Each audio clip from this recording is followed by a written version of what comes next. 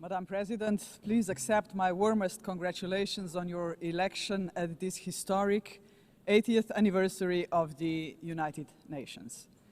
Your election underscores the vital importance of including women in decision-making process. Bukan, itu bukan sekedar pembuka atau ucapan untuk mengawali pidato beliau, tetapi menandai inti pidato yang mengesankan. Halo semuanya, kembali lagi bersama saya di Interpreting Time. Kali ini, interpretasi untuk pidato seorang Presiden Republik Slovenia, yaitu Nataša Pirc-Musar. Dalam debat umum sesi ke-80 Majelis Umum Perserikatan Bangsa-Bangsa di New York, tanggal 23 sampai 29 September 2025, beliau menyatakan pidatonya kurang lebih selama 15 menit. Mari kita mulai. In fact, the situation has worsened, and here is why. Firstly, the Security Council, envisioned as the very pillar of collective security, is failing to meet the expectations of the world, if it ever has. The Permanent Five were supposed to be role models for the rest of the world working for peace. Some work in their own interests instead. Secondly, the promise of the Sustainable Development Goals is faltering. Progress is lagging, and with cuts in development assistance, millions of the world's poorest are pushed further away from the access to even the most basic services. Thirdly, international law appears to stand at the precipice of irrelevance. The independence of elected international judges, the integrity of human rights institutions, personal security of human rights defenders, and the authority of this organization are under siege. Fourthly, the Genocide Convention risks becoming a relic of the past. Some states have put the International Criminal Court to its greatest challenge ever. Its prosecutors, whose only duty is the pursuit of justice, and its judges, whose responsibility is to uphold the law, our international law, now face sanctions and intimidation. As if the states that sanction them would prefer to shield the alleged perpetrators of atrocities rather than confront the truth and help deliver justice. Fifthly, the landmark opinion of the International Court of Justice affirming that international law obliges states to prevent harming the climate already feels obsolete. And finally, states are withdrawing from the Paris Climate Agreement, from the Ottawa Treaty, and from the UN agencies, or simply cutting their finances. Each such act chips away at the support for multilateralism, a system designed not for the powerful few, but for the benefit of all of us. Setelah beliau memberikan selamat atas terpilihnya Presiden baru Perserikatan Bangsa-Bangsa, di mana hal ini akan terkait dengan inti pidatonya. Nataša menyatakan bahwa tujuan kita dalam menggapai visi kedamaian, keamanan, dan kerjasama masih terhambat oleh banyak faktor. Pertama, Dewan Keamanan dirancang sebagai pilar utama keamanan kolektif, gagal untuk mewujudkan ekspektasi dunia karena mereka masih memihak demi keuntungan pribadi. Kedua, tujuan pembangunan berkelanjutan mulai goyah. Ketiga, kurangnya relevansi hukum internasional. Keempat, konvensi genosida sangat beresiko karena kurangnya keadilan dan tanggung jawab penegakan hukum. Kelima, putusan penting Mahkamah Internasional yang menegaskan hukum internasional mewajibkan negara untuk mencegah kerusakan iklim seolah hanya menjadi hukum tanpa tindakan.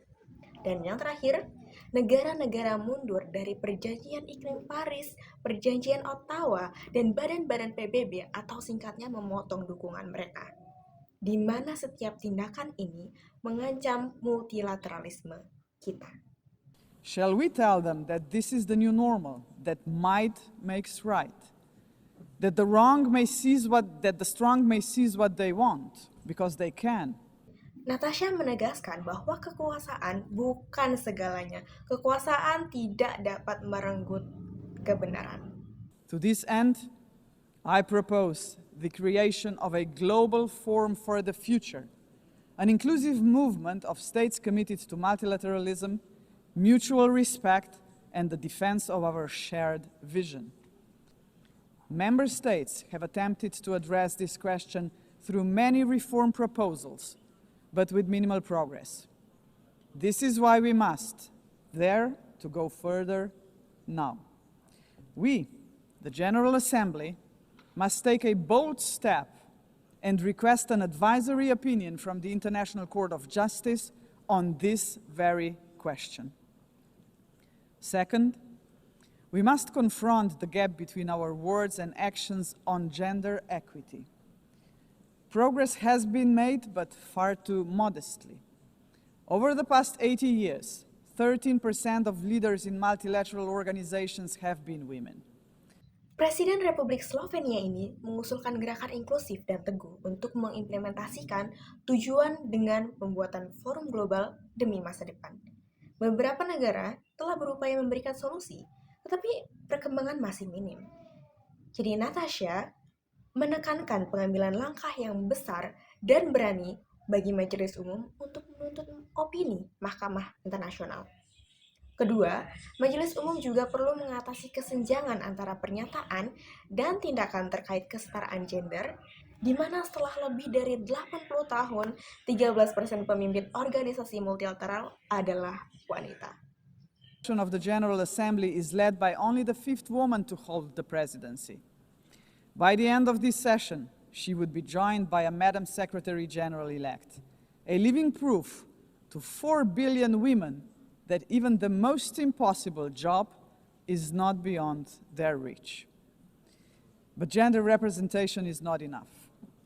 What we must achieve is actual gender equity because it benefits not only women and girls, but entire societies. International organizations must wave a gender perspective into every strand of policy making. And that should be a result of effective participation of women and girls themselves. Inilah inti yang sudah ditandai oleh Presiden perempuan pertama Slovenia. Bukti nyata perubahan bagi 4 miliar wanita, bahwa bahkan pekerjaan yang paling tidak mungkin pun dapat mereka raih.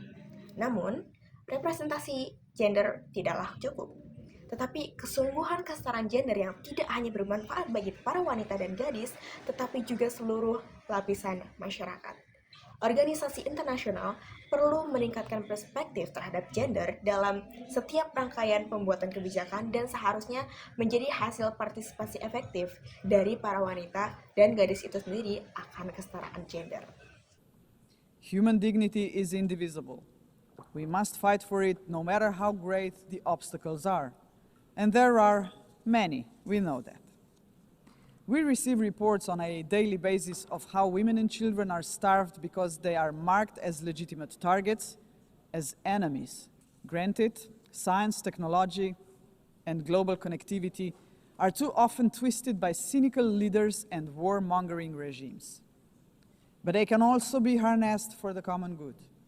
Artists, influencers, and visionaries with audiences of millions can join forces with the governments of like-minded nations. Together, their voice in defense of humanity could become irresistible.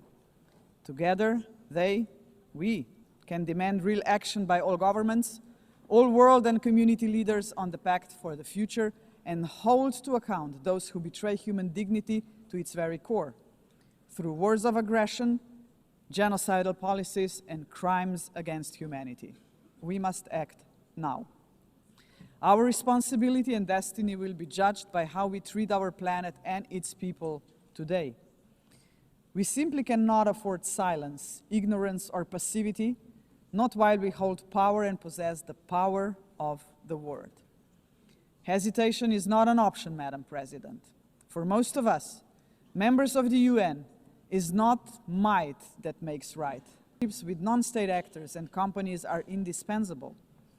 Profits must finally serve development for all. Innovation and sustainability must drive tolerance, mutual respect, and inclusive dialogue. Is that too much to ask? If we, the leaders of this planet, can offer nothing but terror, conflict, pollution, fear, inequalities, and war to 8 billion people, then we must confront the truth. We are complicit in crimes against our civilization and our planet. And not just us, heads of states, but leaders of international institutions, CEOs, and every individual with the power to make a difference share this responsibility. Begitu pula dengan martabat manusia yang tidak dapat terpisahkan. Manusia di setiap benua akan selalu menghadapi kelaparan dan kemiskinan, terutama wanita dan anak-anak. Tidak peduli betapa besarnya tantangan dan rintangan, mereka akan selalu bangkit. Jadi, Natasha berseru tegas kepada para pemimpin dunia dan anggota PBB, khususnya mayoritas, untuk menolak kekuasaan yang mengabaikan kebenaran dan keadilan. Dan sebaliknya, bertindak sebagai teladan yang mengutamakan toleransi, saling menghormati, dan multilateralisme inklusif untuk mengatasi tantangan global dan mencapai transformasi yang adil. Seluruh pihak yang berkuasa, termasuk kepala negara, institusi, dan CEO, memiliki tanggung jawab kolektif dan individu untuk melindungi kemanusiaan, pembangunan, dan hukum internasional. Serta harus menghadapi kenyataan bahwa kegagalan mereka akan dianggap sebagai kejahatan terhadap peradaban dan planet jika hanya menghasilkan teror, konflik, dan ketidaksetaraan bagi umat manusia. For the sake of future generations, to fulfill our responsibility as human beings, to ensure that we are on the right side of the history, we should do the right thing. We did not stop the Holocaust. We did not stop the genocide in Rwanda. We did not stop the genocide in Srebrenica. We must stop the genocide in Gaza. There are no excuses anymore. None. Natasha Pirtensar mengakhiri pidatonya dengan catatan bagi para pemimpin, yaitu demi memenuhi tanggung jawab sejarah dan kemanusiaan, para pemimpin harus bertindak benar dengan segera menghentikan genosida di Gaza setelah gagal mencegah tragedi serupa sebelumnya tanpa alasan apapun. Sekian interpreting kali ini, saya Latifah Megazulia dengan NPM 24110401114. Jumpa di lain waktu.